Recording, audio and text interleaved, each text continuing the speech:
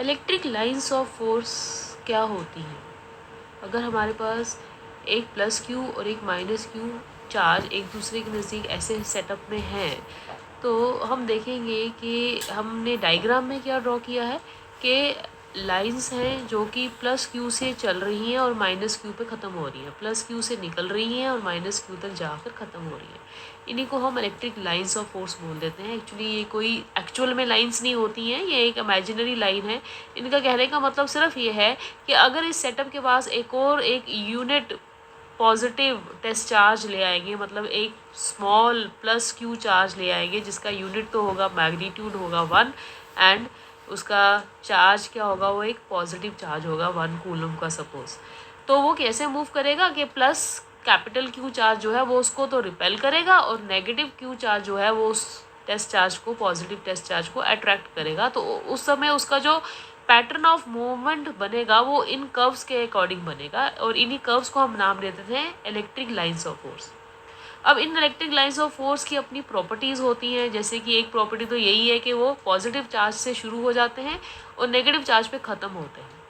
ठीक है, ये मैग्नेटिक फील्ड लाइंस की तरह लूप में नहीं होते, जैसे कि वो माइनस क्यू और प्लस क्यू के अंदर से क्रॉस नहीं करते, यहाँ से शुरू हुआ और यहाँ पे ख़त्म हो गया बस।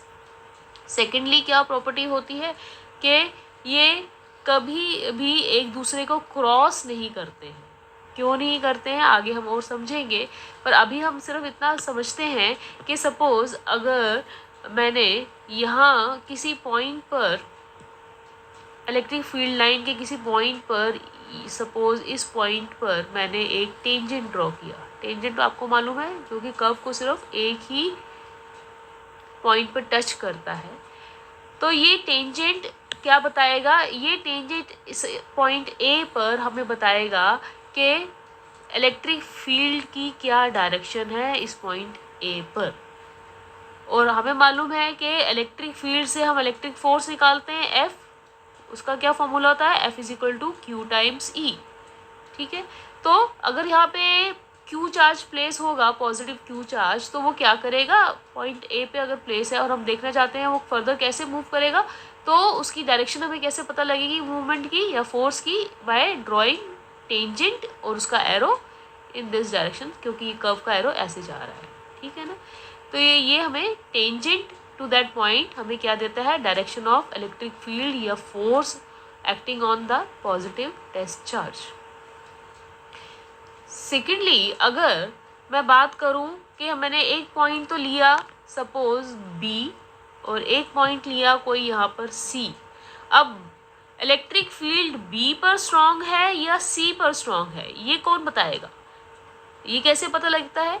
अब पॉइंट सी पर देखा जाए तो इलेक्ट्रिक फील्ड लाइंस आपस में बहुत नज़दीक हैं, क्लोज बाय हैं, जबकि पॉइंट बी पर इलेक्ट्रिक फील्ड लाइंस आपस में दूर है, डिस्टेंट है, जिसकी वजह से electric field at point B जो है वो थोड़ा वीक होगा as compare to the electric field at point सी।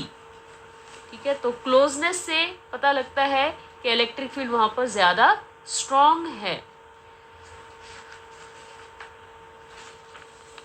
तो अब नेक्स्ट हम आगे ये समझेंगे कि क्या दो इलेक्ट्रिक फील्ड लाइंस वाकई में क्रॉस कर सकती हैं एक दूसरे को, हम ये ट्राई करेंगे अंडरस्टैंड कर।